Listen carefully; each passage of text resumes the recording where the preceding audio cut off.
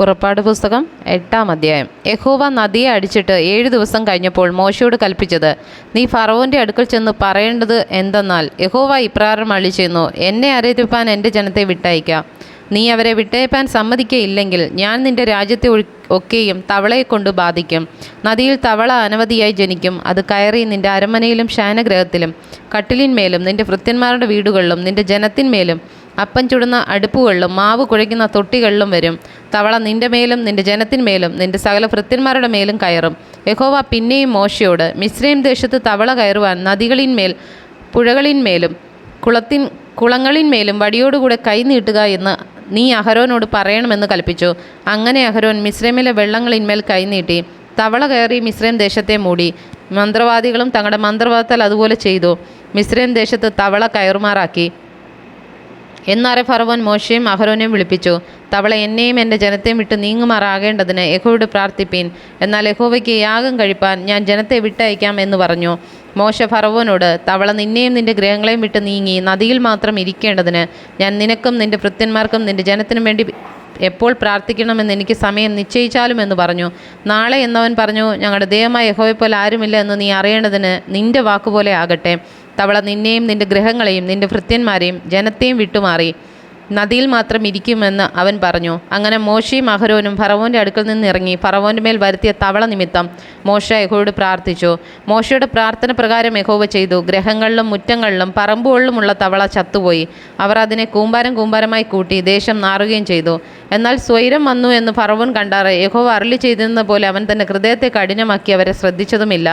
അപ്പോൾ യഹോവ മോശയോട്, നിൻ്റെ വടി നീട്ടി നിലത്തിലെ പൊടിയെ അടിക്ക എന്ന് അഹരോനോട് പറക, അത് മിസ്രയീം ദേശത്ത് എല്ലായിടവും പേനായി തീരുമെന്ന് കൽപ്പിച്ചു. അവർ അങ്ങനെ ചെയ്തു. അഹരോൻ വടിയോടുകൂടെ കൈനീട്ടി നിലത്തിലെ പൊടിയെ അടിച്ചു. അത് മനുഷ്യരുടെ മേലും മൃഗങ്ങളിന്മേലും പേനായി തീർന്നു.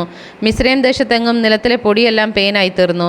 മന്ത്രവാദികളും തങ്ങളുടെ മന്ത്രവാദത്താൽ പേൻ ഉളവാക്കുവാൻ അതുപോലെ ചെയ്തു. അവർക്ക് കഴിഞ്ഞില്ല താനും. മനുഷ്യരുടെ മൃഗങ്ങളുടെ മേൽ പേൻ ഉളവായതുകൊണ്ട് മന്ത്രവാദികൾ ഫറവോനോട്, ഇത് ദൈവത്തിൻ്റെ വിരൽ ആകുന്നു എന്ന് പറഞ്ഞു. എന്നാൽ യഹോവ അരുളി ചെയ്തിരുന്നത് പോലെ ഫറവോൻ്റെ ഹൃദയം കഠിനപ്പെട്ടു. അവൻ അവരെ ശ്രദ്ധിച്ചതുമില്ല. പിന്നെ യഹോവ മോശയോട് കൽപ്പിച്ചത്, നീ നാളെ രാവിലെ എഴുന്നേറ്റ് ഫറവോൻ്റെ മുമ്പാകെ നിൽക്ക. അവൻ വെള്ളത്തിൻ്റെ അടുക്കൽ വരും. നീ അവനോട് പറയേണ്ടത് എന്തെന്നാൽ, യഹോവ ഇപ്രകാരം അരുളി ചെയ്യുന്നു, എന്നെ ആരാധിപ്പാൻ എൻ്റെ ജനത്തെ വിട്ടയക്കാം. നീ എൻ്റെ ജനത്തെ വിട്ടയക്കില്ല എങ്കിൽ ഞാൻ നിൻ്റെ മേലും നിൻ്റെ ഭൃത്യന്മാരുടെ മേലും നിൻ്റെ ജനത്തിന്മേലും നിൻ്റെ ഗൃഹങ്ങളിലും നായീച്ച അയക്കും.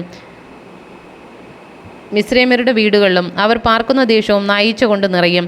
ഭൂമിയിൽ ഞാൻ തന്നെ യഹോവ എന്നു നീ അറിയേണ്ടതിന് എൻ്റെ ജനം പാർക്കുന്ന ഗോശൻ ദേശത്തെ അന്ന് ഞാൻ നായീച്ച വരാതെ വേർതിരിക്കും. എൻ്റെ ജനത്തിനും നിൻ്റെ ജനത്തിനും മധ്യേ ഞാനൊരു വ്യത്യാസം വയ്ക്കും. നാളെ ഈ അടയാളം ഉണ്ടാകും. യഹോവ അങ്ങനെ തന്നെ ചെയ്തു. അനവധി നായീച്ച ഫറവോൻ്റെ അരമനയിലും അവൻ്റെ ഭൃത്യന്മാരുടെ വീടുകളിലും മിസ്രയീം ദേശത്ത് എല്ലായിടവും വന്നു. നായീച്ചയാൽ ദേശം നശിച്ചു. അപ്പോൾ ഫറവോൻ മോശയും അഹരോനെയും വിളിച്ചു. നിങ്ങൾ പോയി ദേശത്ത് വെച്ച് തന്നെ നിങ്ങളുടെ ദൈവത്തിന് യാഗം കഴിപ്പീൻ എന്ന് പറഞ്ഞു. അതിന് മോശ, അങ്ങനെ ചെയ്തുകൂടാ. മിസ്രയീമ്യർക്ക് അറപ്പായുള്ളത് ഞങ്ങളുടെ ദൈവമായ യഹോവയ്ക്ക് യാഗം കഴിക്കേണ്ടി വരുമല്ലോ. മിസ്രയീമ്യർക്ക് അറപ്പായുള്ളത് അവർക്കാണെങ്കിൽ ഞങ്ങൾ യാഗം കഴിച്ചാൽ അവർ ഞങ്ങളെ കല്ലെറിയുകയില്ലയോ? ഞങ്ങളുടെ ദൈവമായ യഹോവ ഞങ്ങളോട് കൽപ്പിച്ചതുപോലെ ഞങ്ങൾ 3 ദിവസത്തെ വഴിദൂരം മരുഭൂമിയിൽ പോയി അവന് യാഗം കഴിക്കണമെന്ന് പറഞ്ഞു. അപ്പോൾ ഫറവോൻ, നിങ്ങളുടെ ദൈവമായ യഹോവയ്ക്ക് മരുഭൂമിയിൽ വെച്ച് യാഗം കഴിക്കേണ്ടതിന് നിങ്ങളെ വിട്ടയക്കാം. അതിദൂരത്ത് മാത്രം പോകരുത്. എനിക്ക് വേണ്ടി പ്രാർത്ഥിപ്പീൻ എന്ന് പറഞ്ഞു. അതിന് മോശ, ഞാൻ നിൻ്റെ അടുക്കൽ നിന്ന് പുറപ്പെട്ട് യഹോവയോട് പ്രാർത്ഥിക്കും.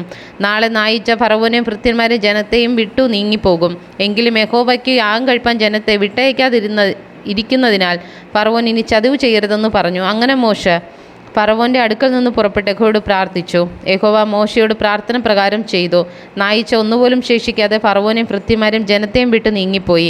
എന്നാൽ ഫറവോൻ ഇപ്രാവശ്യവും തൻ്റെ ഹൃദയം കഠിനമാക്കി ജനത്തെ വിട്ടയച്ചതുമില്ല.